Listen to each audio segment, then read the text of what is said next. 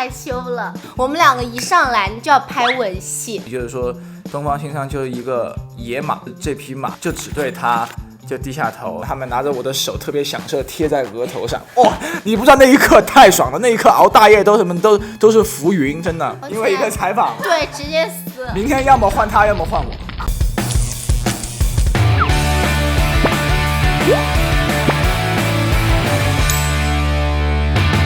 你们俩进组以来是通过什么样的契机彻底熟起来的呢？就是每天打架吧，到时候花絮能看到我们经常互殴的那种场面。对，主要就是他打我比较多。他打我，然后呢做一些小游戏啊，那些游戏就真的是那种就比较幼稚的那种孩童时期的那种游戏。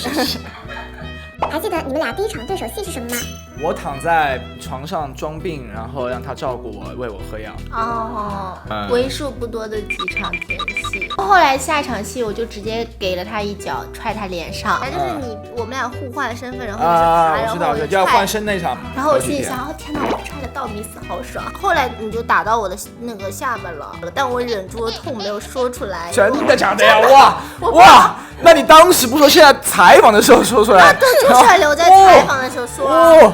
那我都不知道这事儿。不，你们评评理啊！我当下恰撞了他了，他没说。今天采访了他俩说出来。其实我说了，我说你弄到我了，你没理我罢了，非要我说出来。我还没理你就是没有理我。虞书欣，你不要再自己写剧本了，好不好？你这样是要说我真的很傻心，这段整个剪掉好了。因为一个采访。对，直接死。明天要么换他，要么换我。互相评价一下对方在你眼中和角色的契合度吧。在虞书欣老师的就是表演的加持下，让这个角色有了更多面、更多的色彩、更立体。然后对，因为东方青苍是个很难塑造的角色，就是他一开始演的时候没有想到他能驾驭的这么好。可能我本来就是比较喜欢那种霸总的那种男性，这个之前我也说过，然后我就是喜欢这样的人。东方青苍又这么厉害，然后又只喜欢我一个，那我肯定会喜欢这个人设。拍摄互换身份戏份的时候，有没有发生什么趣事呀？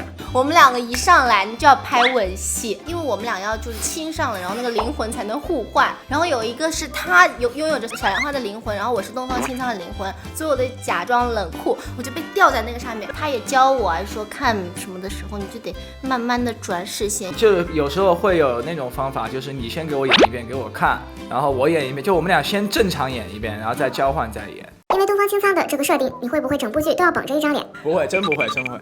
但会有一点那种就是捆住手脚的那种感觉。他就是一个比较冷面霸气的一个角色吧。就有时候很多想表达的那种情绪什么的，没办法用那种太放松的表情啊、肢体啊去表演，这个就会要收，要去做减法。后来其实他还是有很多状态的，就比如说他七情恢复了过后，身上绑着绳就解了一根这种吧。但最放飞自我的其实还是演小兰花的时候，就是完全不是东方青苍那个冷着脸那个状态，就只有是小兰花的时候，会是那种特别大的，然后夸张的一点的那种。你的身体我不会用啊。一般什么时候东方青苍会露出笑容呢？就是确定喜欢我呀，然后看到我的时候就会露出笑容哦。对啊，你说的对，你们觉得小兰花和东方青苍是什么时候喜欢上对方的呢？几乎同时吧，我感觉差不多。他一直以为我喜欢他。一开始他一直在花痴的以为我喜欢他，就因为他就是温暖了我吧，一个冰山，然后被他一点一点的给融化那种，然后帮我恢复了七情。对我而言，我觉得在他们水下就是官兵来了，然后我们在水下我没有气嘛，然后他给我渡气，因为在下面亲过了，然后在岸上的时候就各自尴尬。那一刻应该是个心动的瞬间。东方青苍他就笑了一下，那个笑不就代表是喜欢我嘛，对吧？然后小兰花回去也笑了，就是每个人理解是不一样的嘛。小兰花和东方青苍在相处的过程当中，有为对方做出哪些改变吗？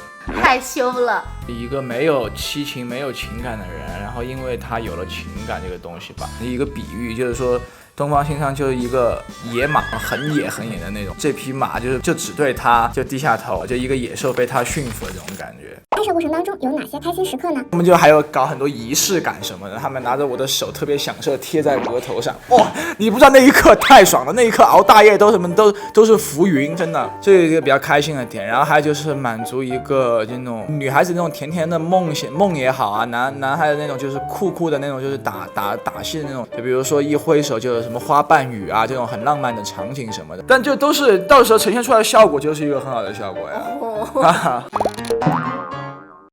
如果我暴动了，你就完了。给我一只脚先给我一只脚。你多少只130。